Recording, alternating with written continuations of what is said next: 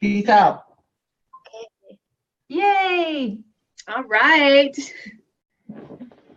Okay. Monday Fun Day. Here we go. Okay, it's all you, Miss Katie. All right. Welcome, ladies of She Velvet Steel. We are so excited. We have a little extra face here today, and we'll tell you a little about that. But we just want to welcome you here this Monday morning. We are continuing on our Hope series. We are going to wait a little bit on our social media. We have wrapped up our Do More of What Matters, and we are now just have a really exciting little guest speaker here with us today. But before we get into that, we want you to post where you're watching from. Give us a little details, say hi there in the comments. We'd also love to, throughout this, have you share some of your prayer requests. Put those in the comments. Just say, any prayer requests that you might have, and we would love to pray over you at the end of this. And so without further ado, we would like to welcome Joey and Cece Treywick. We're here today celebrating their 19th wedding anniversary. Yes. So they are just going to be here with us. We're going to ask them a few questions, but we are just so happy to have you here, Joey. And I'm going to throw it to Reagan to just ask them a few questions. Yeah. Hold on, Katie, there's just a little feedback. There might have been there. Did you hear any feedback, Reagan, when she was just talking? A small amount. Small amount. Okay. You know So I've it got wasn't the terrible. live going back here. I'm so sorry. Yep. There we go. Woo! Okay. Whoa, are we still Right. are all there? It's a Monday morning. Okay. If we're doing our coffee talks on a Wednesday, this would never be happening, but we want to keep it true Monday, just like everybody else that was struggling to get out of the house. But I'm super excited. I think 19 years in matching hairdos. Love it. All right. You do.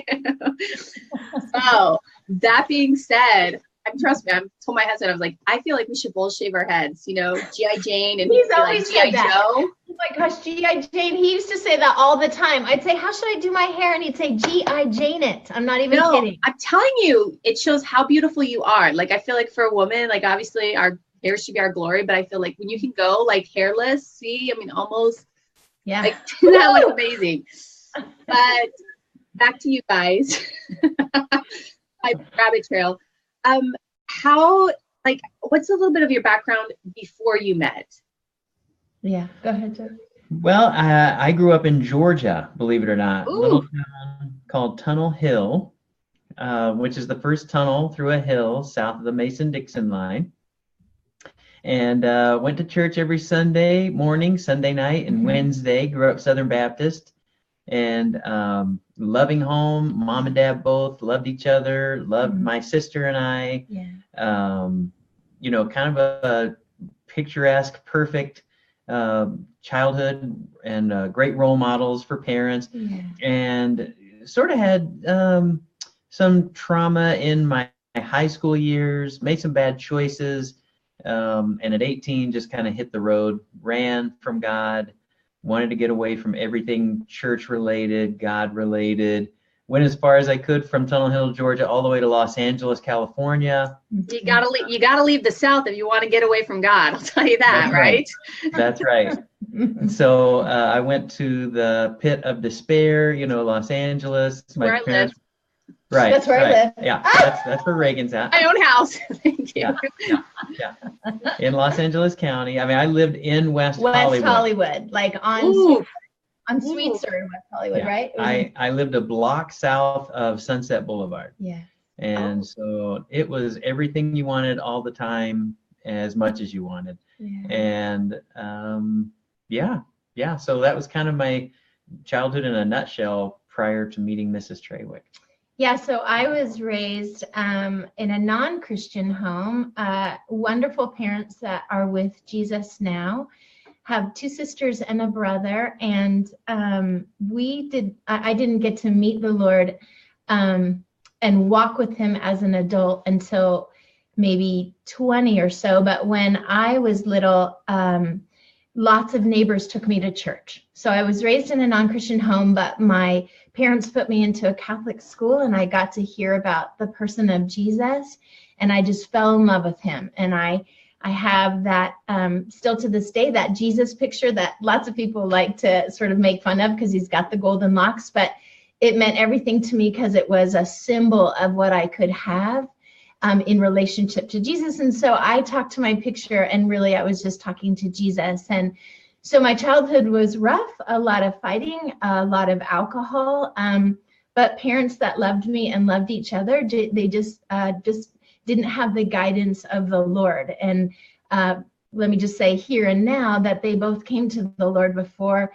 they passed, and made all of that right. Just my mom became my very best friend, and I gained back everything that I lost in my childhood. So I became a believer.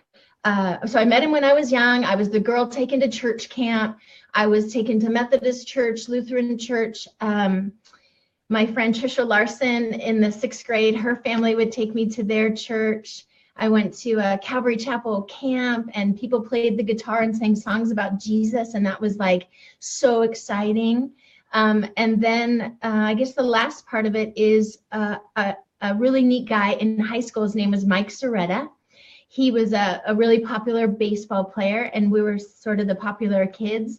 And he came to know the Lord right after high school, and he made it his goal to find each one of us at Fountain Valley High School that he could to tell us about the Lord.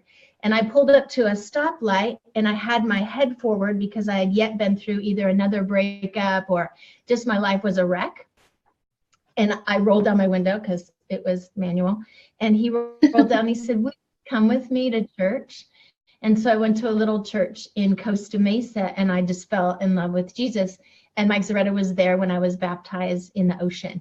But he is he is like a person of hope to me, because he was fasting for all of us kids. I mean, fasting for us. And he took a lot of hits for that. A lot of people teased him. A lot of us sort of, thought, what the heck? Are you like a freak? And yeah, he was a Jesus freak. And because of him, I got to bring my whole family to the Lord. Yeah. Mm-hmm. Wow. Yeah. Wow. Well, see, Jesus is somewhere in California, just not Hollywood. I'm just kidding. I'm just kidding. So how did you guys meet? Now we've got like Joey living the crazy life, a Southern boy marrying a Yankee girl, right? And listen, I was reminded of that a few times. Yeah. A Yankee from California? Are you kidding? Yeah. Well, you marry a Southerner when they mention Yankees and they're not talking about the baseball team. That's what my husband, he's like, "I'm a Yankee." I was like, "Wow, you're obviously not a Yankee if you even mentioned that. Who says that?" So how did you guys meet, Joey? I was doing a play in Laguna Beach, California. I had done a couple of commercials and some film and TV stuff, but really enjoy singing and enjoy being on stage. And so I kind of took this little gig on the side, and they paid for an apartment in Laguna Beach and put me up, and I had to play the role of a Christian, oddly enough. Go figure. And so all those things come back around. I had to play the role of a Christian singer from the South.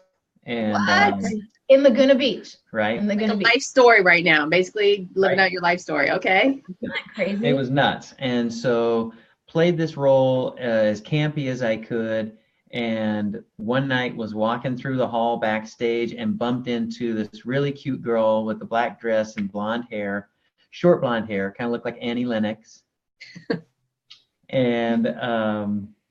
And so it kind of started from there. We had a brief conversation, literally bumped into each other, and she made a very deep impression on me in that night. And so you went to the stage manager. Yeah, I asked the stage manager if she could come back, and he said, "I don't even know who that was. She was volunteering for somebody else." So I thought I'd never see her again. And she wrote a letter to the theater that night and said, if you ever want to talk about anything more important than, the ephemeral, then please send me a letter back to this P.O. box, because she didn't know if I was crazy and I didn't know if she was crazy. And so like it. Being safe. That'll go into our social media thing. Yep. Hand Right. letters, still the best way. P.O. box. Get a ladies. PO box. yeah, get a PO box. Don't give them your home address. And so we wrote letters back and forth and coordinated a lunch, and that was kind of the beginning of the end for me, as far as Los Angeles and pursuing, things that don't matter anymore. Mhm. So I was in the Playhouse, and I had a sense that I shouldn't leave the Playhouse. And when Joey Tell them sang, how you got there. yeah, so I was just teaching a fitness class that day, and I have a degree in technical theater. And one of my students said, "Cece, I know you love the theater, and you're that girl. Do you want to just volunteer tonight and at Laguna Beach Playhouse?" And I said, "Wear black, tell people what to do. Yeah, I'm there." So, so I just got there, and it just seemed like I'd always been there. I'm like row 2A, row 17B, and so much fun. Made a million friends at the front, seating people. Sat down, brought my friend Jeff with me, and when Joey sang on stage, and he has this beautiful voice, and it just carried through the whole Playhouse, I looked at my friend Jeff, and I said, "He's singing worship." And the topic of the play was controversial, and he said, "Cece, that's not worship." And I said, "I know, my heart is feeling like that is worship." And he's like, and he said, "Well, your bubble is always a little to the left, as we know. So whatever, you and Jesus do your thing." And so I was like, "Okay, we will." So I went to the bathroom, and I crawled up onto the toilet seat so no one could see my feet. And I locked the door, and I prayed, and I was like, "Lord, what is happening that I can't leave the Playhouse right now? I have people that barely know me, like honking out in front on Laguna Beach. And if you know that area, it's kind of a tight area. So what's happening?" And so I just waited and prayed, and then unlocked the door of the bathroom, came out, and went like this into Joey Trewick, bam. So I hit him, and he turns around and looks at me, and I look at him, and I said, "You made me cry." And Joey said to me, "Those were some real tears."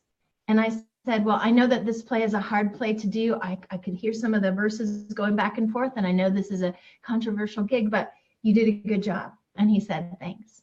And so then he went up to, that's when he said to the stage manager, and what he said to the stage manager was, "Well, if she calls back, give her the run of the show, anyone that she wants." So I called back the next day, and I said, "That I would come back and do that." And he said, "You can have any date, any matinee, the run of the show, whenever you want to come." And I remember hanging up going, "They are so nice at that Laguna Beach Playhouse. They are so, gosh, I love those All people." about who you know. Gosh, it is, I guess. And so I did write him. So I couldn't sleep all night. And this is, and at 2 a.m, I woke up. I remember hitting my light and going, "What is happening? I can't sleep. I'm worried about that guy. I don't know him."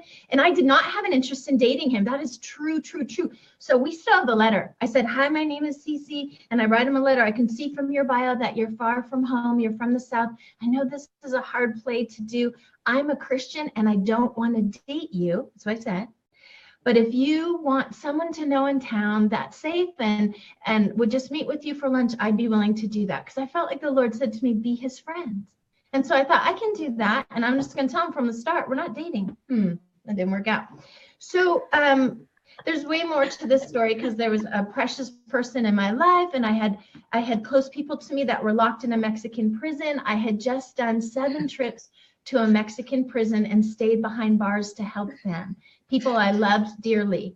That's just a preview of the mini series called Cece's Early Life, the early years. Okay, I like that we keep throwing that out there. People are gonna want to know about the Mexican prison, but we've got Joey here, and he was not in the Mexican prison, right? He was not. It was not this guy. But on my last trip to the Mexican prison, and this is important for our story, the Lord had said to me, "You haven't met your husband yet." And so I was like, okay, and that's what I needed to know. And so that night that I met him, and so anyway, the P.O. box, just the end of the letter was that I did write him. He wrote me back. I remember going to the payphone. That's when I had payphones, and I put in my little 35 cents, and I called him from a payphone, not my cell, because I didn't want him to have it. Cautious. And he said, "Come to the play tonight. I'm going to give you the front seat center, and I have to do an interview with a high schooler before, and I would love for you to be a part." So I went, and there was a high schooler who was writing a paper on the play, went to Laguna Beach High School, and I ended up just running the whole thing. I was like, what do you need, hon? What do you need for your questions? Do you need a summary of plot? What do you need? And so Joey just kind of stepped back, and he was like, whatever she says. And so I met the mom, I'm hugging the teenager, we have photos of it, and then we've been together ever since. And I guess just the last part of our story was, in 7 months of dating, we broke up 5 times. Oh. Because every time that I would get close to things that had happened in Joey's life and some tragedies that had taken place, as an individual that had a trusted individual that did things not trustworthy, and the Lord told me, and every time I would touch, Joey would say, you know, he'd try to break up with me. So like on the 5th time, I was like, and we have a story when he was writing a map on a napkin, like with the 101 freeway, and I was like, oh, and he slid it, and I said, oh, is this the map that shows me how to get home? Because I'm asking you about real things in life. Is this, do we break up again because I'm asking you about real things? Ooh. And he was like, yeah, that's what it is. Yeah, pretty much. Yes. He's like, thank you for not having me have to say it. Yeah. And so If you go now, you could beat the traffic. that's what he said. I'm like, oh, okay. Listen, raised in Orange County, sister in Los Angeles, I got the freeways. I got time. Get another cup of coffee, dude. And so he was just like, and he just said to me, and the Lord gave me a couple dreams, I believe. And I was like, did this happen? And he's like, and he just looked at me and said, well, apparently God's reading my mail anyway, and he's telling you anyway. So here goes. And so we stayed up till 2 a.m. And then he fell asleep exhausted, and we just went through it all together. And I remember just going into the shower and beating on the shower walls just for his soul, and just saying, God, you know, you told me to be his friend, and it's turning out to be a little bit more than that. And I just love him, and just get a hold of his heart.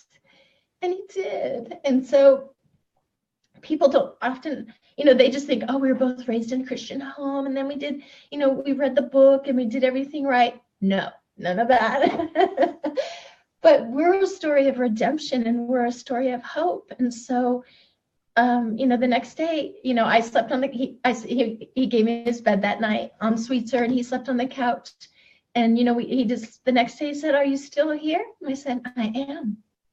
And so it's just been so good. I didn't know I was going to bawl, but I'm bawling. Yeah. So 19 years today.